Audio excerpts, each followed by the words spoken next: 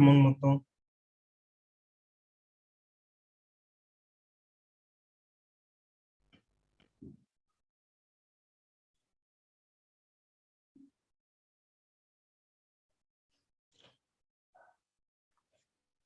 Ok, merci. Nous allons commencer.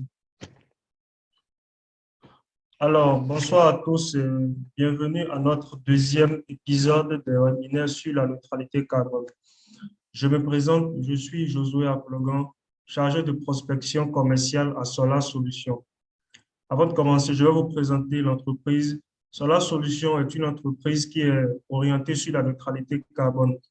Nous avons comme vision de faciliter la transition énergétique des populations de la sous-région ouest africaine. Et comme mission, nous offrons des services liés à l'énergie solaire, toujours population de la sous-région ouest africaine, et de contribuer à l'atteinte de la neutralité carbone dans la dite sous-région. L'idée aujourd'hui est de développer des objectifs de développement durable et de voir comment ils sont liés à la neutralité carbone. Alors, pour ce faire, nous avons invité un expert dans le domaine, un spécialiste du domaine. Il s'agit de M. Thiongo Mathieu, qui est directeur exécutif de l'ONG Initiative pour le développement durable de l'Afrique et géographe spécialiste en études prospectives de développement. Alors, sans plus tarder, je vais passer la parole à M. Thiongo Mathieu pour faire sa présentation. Alors, M. Thiongo Mathieu, vous avez la parole. Josué, Oui, vous me recevez? Oui, je vous reçois. J'espère que c'est pareil chez les autres participants. D'accord. Merci beaucoup. Je disais tantôt que je tiens à remercier les responsables de Solar Solutions. Oui, merci à vous aussi. Je ne sais pas si les autres participants me reçoivent. Bon, je vais leur demander de le notifier dans le chat. OK. Bon. Je tiens à vous dire merci pour avoir porté bon choix sur ma modeste personne pour animer ce webinaire. Exactement.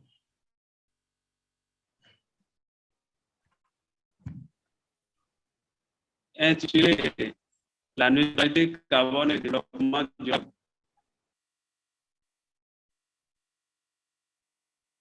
Okay. Et comme vous le savez bien, ce thème est vraiment d'actualité et je crois bien que Solar Solutions a bien réfléchi en voulant que nous partagions nos expériences, que nous échangions sur cette thématique qui est très, très, très importante pour notre génération, la génération présente et pour les générations futures. J'ai suivi avec beaucoup d'intérêt le webinaire passé qui a déjà déblayé le terrain sur la neutralité carbone, ce que c'est que la neutralité carbone et ce qu'il faut faire pour que cela soit une réalité.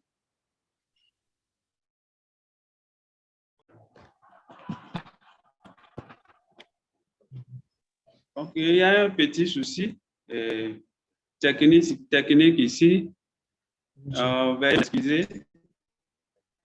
m'excuser. Je disais tantôt que c'est une thématique d'actualité et que Solar Solutions a bien fait d'organiser un webinaire sur cette thématique afin que nous puissions partager nos expériences, afin que nous puissions échanger sur cette thématique et voir les perspectives, et surtout au Bénin, comme nous sommes au Bénin.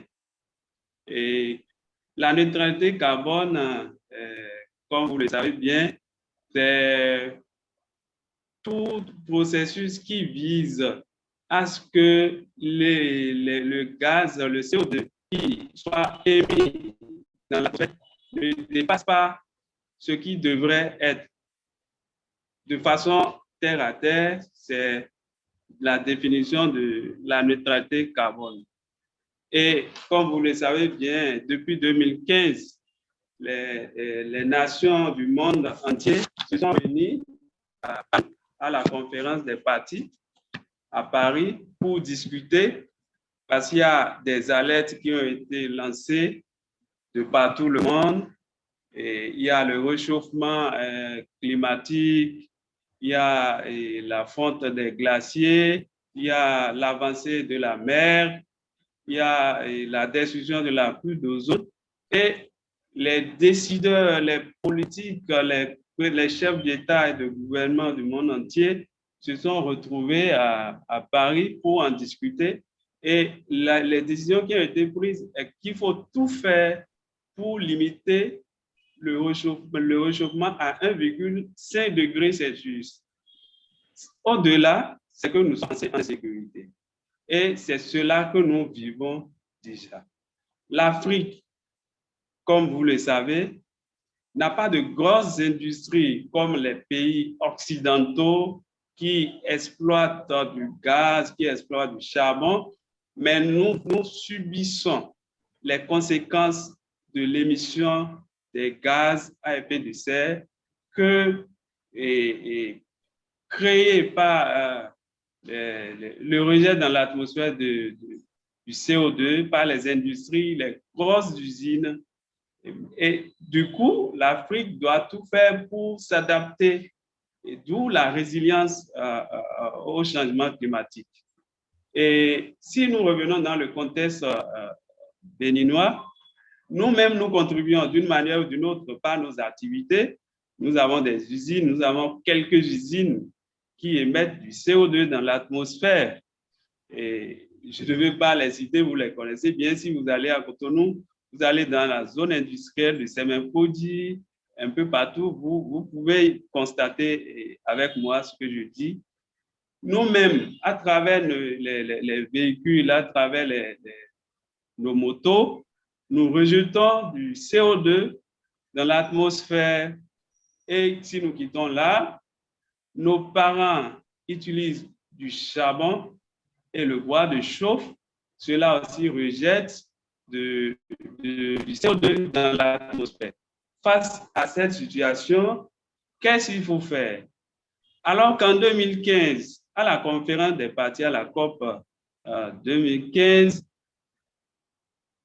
les Nations Unies ont mis en place un nouveau programme qu'on appelle le programme de développement durable, qu'on appelle l'agenda 2030. Et cet agenda qui a défini 7 objectifs avec 5 principes. Et l'un des principes, c'est de tout faire pour préserver la planète à l'horizon 2030. Je fais cette clarification parce que la thématique dit la neutralité carbone et le développement durable. Quelle est l'implication de la neutralité carbone pour le développement durable? Et parmi les 7 objectifs définis par les Nations Unies, ces objectifs qui sont universels, peu importe le pays, tous les pays membres des Nations Unies, il y a l'objectif 13, l'OD 13, qui dit qu'il faut prendre d'urgence des mesures pour lutter contre les changements climatiques et leurs répercussions. Et qui a défini des cibles, c'est-à-dire des objectifs spécifiques pour pouvoir atteindre cet objectif global. Et si les États veulent atteindre cet objectif, ça veut dire que nous devons travailler davantage à évoluer vers la neutralité carbone. Et en quoi faisant, c'est en adoptant des solutions innovantes, comme ce que Solar Solutions fait déjà, la promotion des solutions solaires. Dans les systèmes solaires domestiques, quand vous allez dans les hameaux, il y a des ménages qui adoptent déjà ces solutions. Mais ça reste encore, on dit il reste encore beaucoup à faire, il reste des efforts à faire dans ce sens. Parce que tout le monde n'a pas encore compris les enjeux et ne savent pas qu'il faut aller vers des solutions solaires qui vont permettre d'aller vers la neutralité carbone et du coup, par ricochet, le développement durable. Il y a nous, en tant que aux ONG, nous travaillons à cela. Nous travaillons pour la sensibilisation des ménages, nous travaillons pour la sensibilisation des entreprises. Voilà, les entreprises aussi qui ont besoin de l'énergie propre, mais qui parfois ne savent pas qu'avec le solaire, qu'elles peuvent produire, elles peuvent avoir cette énergie. Donc, nous encourageons les entreprises à aller vers des solutions innovantes, l'énergie propre, l'énergie renouvelable, qu'est l'énergie solaire.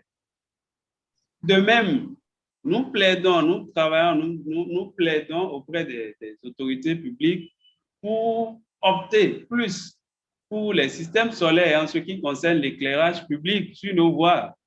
Quand vous circulez à Cotonou, vous circulez vers Ouida, vous circulez dans Calavi, vous circulez dans Parakou, parfois vous voyez certains lampadaires, certaines rues qui ne sont pas éclairées, alors qu'avec le solaire, on pouvait résoudre facilement ce problème. Peut-être que certaines personnes estiment peut-être que l'énergie solaire, les systèmes solaires sont un peu coûteux, mais en réalité, c'est une solution quand même idéale, une solution moins coûteuse. C'est que sur le long terme, si on fait une évaluation, donc en bref, si nous voulons vraiment aller vers le développement durable, tel que nous le crions si haut dans nos documents de politique, dans les documents programmes, dans nos actions, c'est que nous devons faire plus d'efforts pour adopter des solutions innovantes. Et c'est en cela que je dis merci à Solar Solutions, qui a bien compris et qui œuvre pour que cette solution soit mise à la disposition de nos populations, de nos concitoyens, de nos entreprises, de nos États, et pour que nous puissions préserver la planète pour les générations à venir. Donc, en dehors de cette solution solaire, c'est qu'il faut encourager aussi le reboisement. Et je crois que les cas de vie fait beaucoup, les autres font beaucoup dans ce sens, avec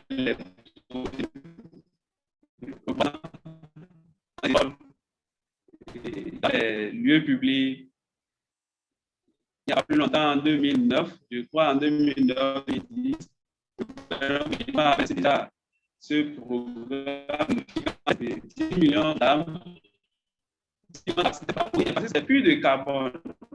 Le carbone que nous émettons, pas nos activités dans l'atmosphère, soit absorbé, c'est qu'il faut plus de carbone. Donc, plus de carbone sont des îlots de les solutions solaires. Il y a même le sol qui occupait aussi une partie de ce carbone. Donc, pour me résumer, c'est ce que je vois qu'il est urgent de faire si nous voulons vraiment préserver notre planète, si nous voulons aller vers le développement durable à l'horizon 2030. OK. Donc, ce n'est pas un vœu, ce n'est pas un slogan, donc c'est des actes, c'est des comportements que nous devons adopter et cela a un coût, cela a un prix si nous voulons laisser quelque chose de durable aux générations. De façon résumée, c'est ce que je pense dire en ce qui concerne cette thématique. Donc, sans trop garder la parole, je vais laisser les patients intervenir pour les questions, s'il y a des questions à ce sujet. Merci. Ok, d'accord. Merci beaucoup, Monsieur Tiongo, pour votre explication sur le thème. Je vais demander aux participants si éventuellement les participants ont des questions à poser, si des préoccupations sur la... Je vous prie de les notifier dans le chat ou de lever la main pour qu'on puisse désactiver votre micro pour que vous puissiez poser vos questions. Je vous remercie.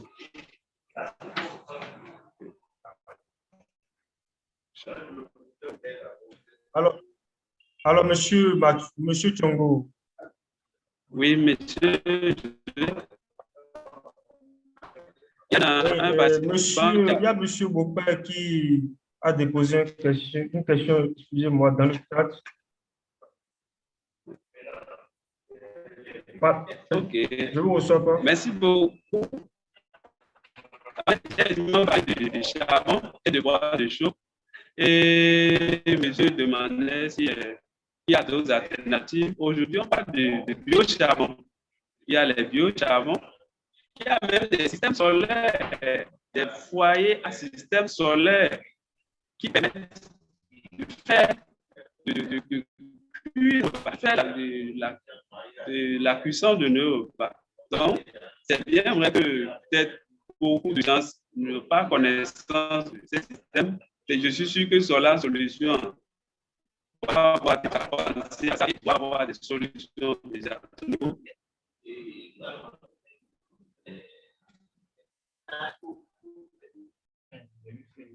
Monsieur Djongo. Oui. Monsieur Jordan a notifié qu'il ne vous entendait pas bien, ce qui est effectif puisque la bande passante de votre connexion n'est pas trop stable. Ok.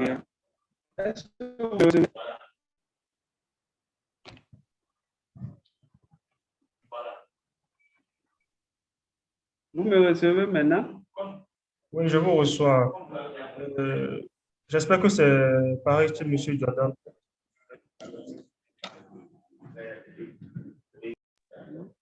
Ok, c'est bon, monsieur Djongo, vous pouvez y aller.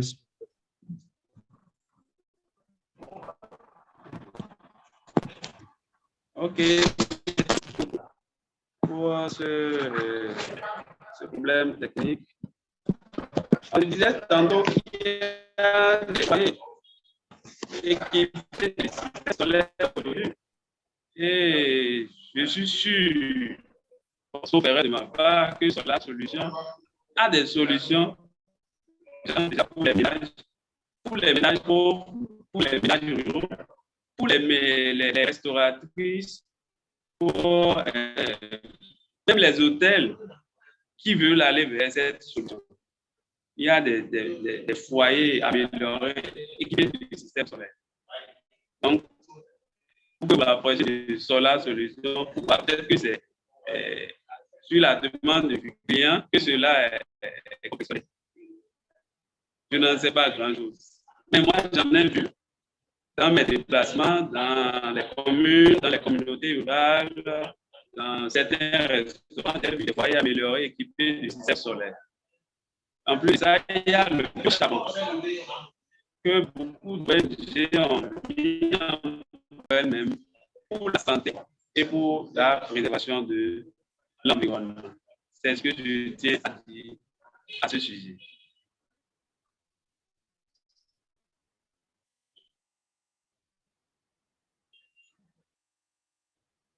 Oui, moi j'entends, c'est bon. Alors, j'aimerais... OK. Il y a M. Fréjus qui a déposé une question dans le chat. La transition énergétique, la neutralité carbone dans la transition énergétique. Je pense que la neutralité carbone vient renforcer le processus de transition énergétique parce que qu'est-ce que la transition énergétique véhicule? La transition les énergies fossiles, comme le charbon, les énergies fossiles, vous voyez, comme le charbon et autres pour aller vers les énergies renouvelables, comme les systèmes solaires et l'énergie éolienne et d'autres sources d'énergie propres. Voilà. Monsieur Foyus, vous pouvez activer votre micro pour intervenir, s'il vous plaît.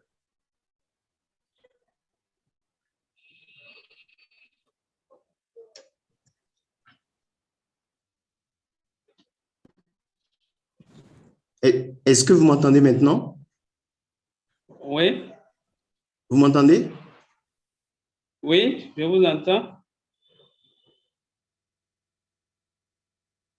Oui, je vous Oui. entends. Bien, je ne sais pas jusqu'à quel niveau vous m'avez reçu, mais ma préoccupation concernait la place qu'accordent les autorités du Bénin, les autorités actuelles, à cette préoccupation de transition énergétique. Est-ce que vous en savez quelque chose? Que pouvez-vous nous en dire? Ce serait ma première question. J'en ai d'autres. Merci. OK. OK. Je vais vous répondre. Voilà. Aux solutions énergétiques que nous avons au Bénin, et c'est bien vrai que tout État consacré aux énergies renouvelables, mais si j'ai bonne connaissance, une bonne partie de ce programme est consacré aux solutions solaires, surtout dans les milieux ruraux, puisque l'énergie conventionnelle n'a pas pu couvrir encore toutes les zones rurales, donc le gouvernement a fait plus d'options de promouvoir les énergies renouvelables dans les zones rurales. Et il y a beaucoup d'autres programmes que le gouvernement a développés, a mis en œuvre pour pouvoir promouvoir les énergies solaires. Et je crois, il y a cela quelques années, ça peut être avant la COVID-19, le gouvernement a l'importation des matériels qui sont liés aux énergies solaires. Je ne sais pas si ces mesures sont encore d'actualité. Voilà un peu ce que je dis à ce propos.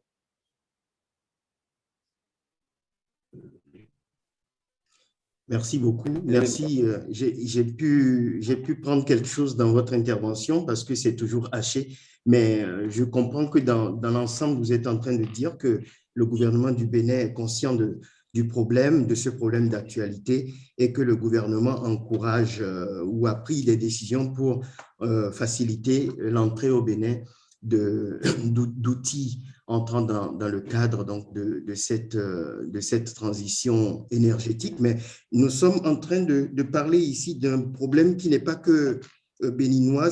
Vous avez, dans votre introduction, signalé que c'est une préoccupation mondiale. Lors de la COP27 que vous avez sans doute suivie à Sharm el-Sheikh en Égypte, il était question encore de demander aux États africains de participer à la réduction des émissions nocives. Ce que moi, en tant que journaliste, je juge pertinent, mais réponse des États africains, nous ne participons pas tant que ça à la pollution de la planète. Notre pollution atteint à peine 4-5%. Donc, ne nous parlez pas de participer à l'effort collectif pour réduire les émissions. Alors, est-ce que nous assistons à un dialogue de sourds? Est-ce que vous donnez raison aux États africains qui disent non, nous n'allons pas répondre à cette sollicitation, nous voulons exploiter le pétrole ou le gaz que nous venons de découvrir. Il y a la Côte d'Ivoire, il y a le Sénégal, des pays qui viennent de faire des découvertes et qui se réjouissent, qui ont fait des annonces à leur population et qui ont promis des emplois. Mais voilà qu'on leur dit, non, détournez-vous de ces éléments qui sont graves pour la nature et allez plutôt vers le solaire, etc. Qu'est-ce que vous pensez de ce dialogue? Ah, peut-être que vous serez surpris par ma réponse. Vous avez bien écouté les Africains au participer parce que ce serait injuste. Parce que pendant longtemps, les pays occidentaux ont découvert des gisements de pétrole, ont découvert des gisements de gaz naturel et d'autres ressources naturelles qu'ils ont pris le temps d'exploiter pour pouvoir créer de l'emploi, créer de la richesse pour leurs États, faire et construire les infrastructures pour leurs États, atteindre un niveau de progrès, un niveau de développement pour leurs États. Maintenant que ces États africains découvrent certains gisements, ils se disent, mais laissez-nous aussi le temps d'exploiter un peu, quand bien même il y a un enjeu. Il y a un enjeu, c'est que si nous ne savons pas faire, la planète se réchauffe, les glaciers se fondent, il y a l'érosion côtière, il y a des maladies, il y a la sécheresse, il y a les inondations. Maintenant, pas dire c'est à cause de ça que nous n'allons pas exploiter, alors que vous avez pris tout le temps. Je pense que c'est la position des États africains. Je ne leur donne pas les 100%. Mais moi, j'estime que ce sont les raisons qui les ont poussés à dire non, on n'arrête pas pour le moment. Nous-mêmes, on va exploiter un peu parce que nous voulons atteindre un niveau de progrès comme vous l'avez fait par le passé. Mais sans penser que cela aura des répercussions sur l'atmosphère, sur la neutralité carbone, sur les émissions de gaz à effet de serre et avec toutes les conséquences que cela pourra avoir sur l'environnement, sur nos lieux de vie, tout ça. Donc, c'est ce que je pense. Ils n'ont pas tort à 100%, mais ils n'ont pas raison, vu le contexte actuel. Je ne sais pas si j'ai répondu à votre question. Bien sûr, merci beaucoup pour votre contribution. C'est vrai que ce dialogue ne s'arrêtera pas de sitôt parce que, bon, on remarque dans le cadre de la guerre à laquelle nous assistons en Ukraine en ce moment, des pays qui avaient pris des engagements, un pays comme l'Allemagne qui est un pays qui se fixe des responsabilités très claires en matière de réduction des émissions. Donc, un pays comme ça est obligé de faire un rétropédalage et prolonger, par exemple, la durée de fonctionnement des centrales à charbon. Vous êtes sans doute au courant. C'était prévu que d'ici au début de l'année prochaine, qu'on arrête le fonctionnement de ces centrales pollueuses. Maintenant, c'est prolongé parce qu'il faut bien trouver de l'énergie pour faire fonctionner les industries. Et il y a une pression de l'électorat. Les choses fonctionnent de façon assez compliquée dans un pays comme l'Allemagne où des élections vont arriver, où les gens vont sanctionner ces gouvernants qui auront agi comme s'ils ignoraient la peine des populations. Donc, il faut trouver rapidement une solution et la solution, c'est de revenir sur des engagements qu'on a pris. Et les pays africains voient cela, les dirigeants africains à qui on demande de faire des efforts voient cela. Et on se dit alors, si les pays pollueurs qui, au lieu de faire des efforts, reviennent maintenant sur leurs décisions, pourquoi est-ce qu'on va nous demander à nous autres de faire attention, de ne pas exploiter le gaz et le pétrole que nous venons de découvrir? Merci beaucoup pour votre contribution, pour votre intervention. Merci infiniment, M. Frégis.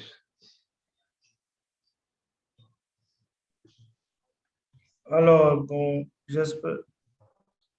Est-ce qu'il y a d'autres participants qui aimeraient poser des questions? Je vous prie de lever la main pour qu'on active votre micro.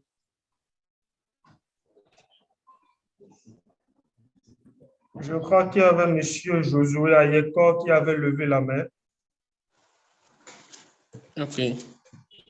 Allô, Oui, bonsoir, monsieur Jojo. bonsoir. Quelle est votre occupation, s'il vous plaît? Je remercie l'intervenant pour son exposé. Et il a parlé tout de suite de l'utilisation des charbons bio. Et je voudrais savoir, est-ce que nous pouvons parvenir un jour à s'affranchir de l'utilisation de ces charbons de bois ou bien de l'utilisation du bois de chauffe dans notre pays, le Bénin? C'est ce que je voudrais savoir. Ok.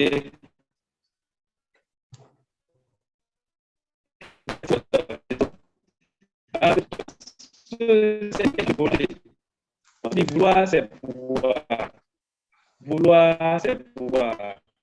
Et comme vous pouvez écouter, il y a de cela 7 ans ou 8 ans, dans notre pays, cette pratique est pour. Mais quand le gouvernement actuel est arrivé, pour cette pratique, nous ne pouvons plus continuer parce que ça ne nous amène pas loin. Sur notre territoire, nous ne pouvons pas. On est obligé de se lier à la décision du pouvoir politique. Mais c'est le pouvoir politique qui utilise ces pour atteindre ces objectifs. L'utilisation d'autres sources d'énergie pour la cuisson en dehors du bois de chauffe. Vous voyez, c'est une question de.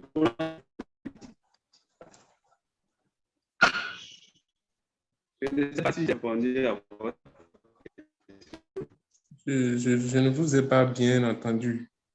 La réception n'est pas claire.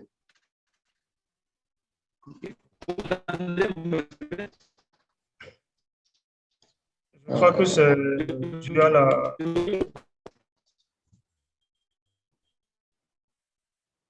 Je crois que c'est toujours dû au problème de la connexion. Et la connexion. OK. Une petite intervention.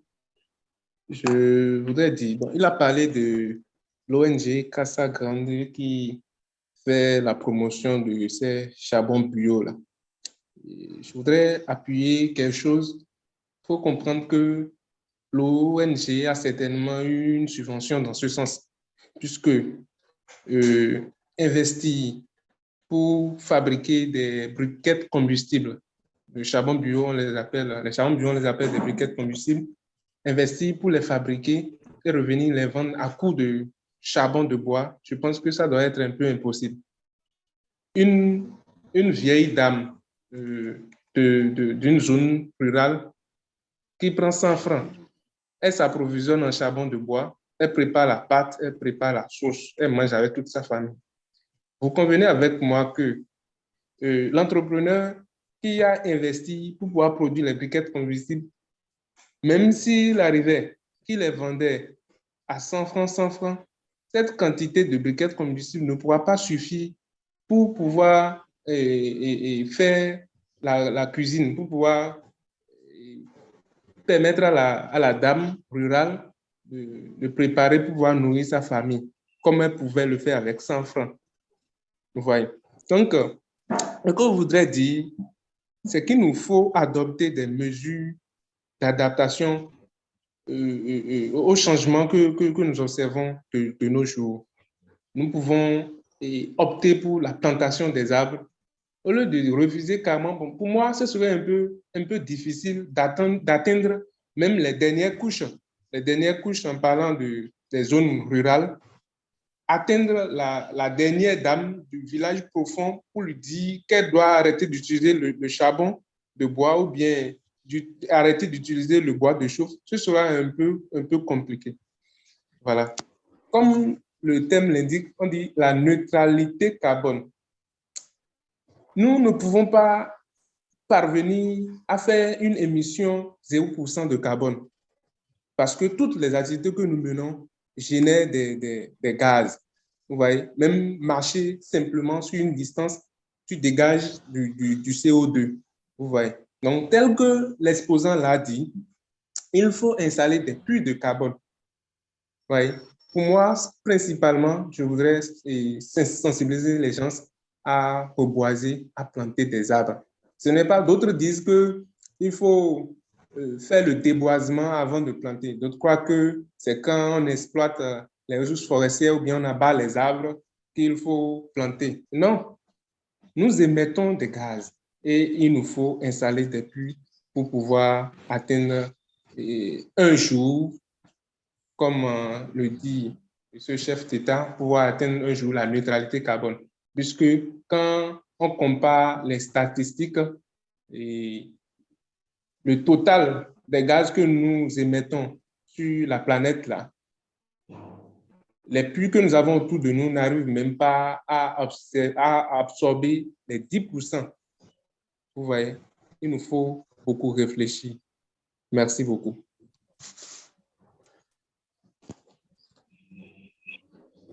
Merci beaucoup pour votre contribution. Et je pense que c'est, comme les gens l'ont dit, ce n'est pas en une journée qui a été construit petit à petit pour l'idéal souhaité vers notre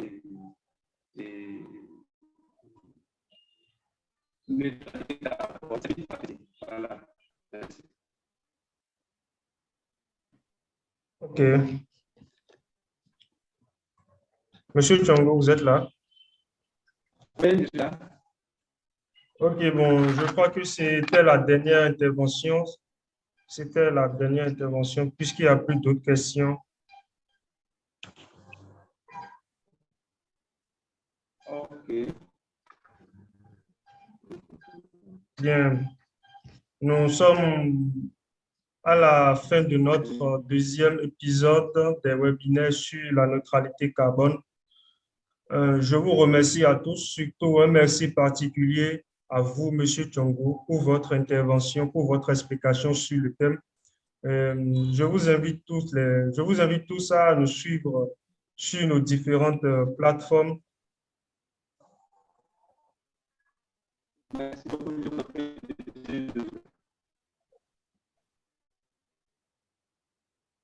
Je vous invite à nous suivre sur nos différentes plateformes Facebook, LinkedIn et YouTube. Et surtout, de ne pas hésiter à nous envoyer un message si vous avez d'autres préoccupations. Une fois encore, merci à tous et passez une bonne soirée.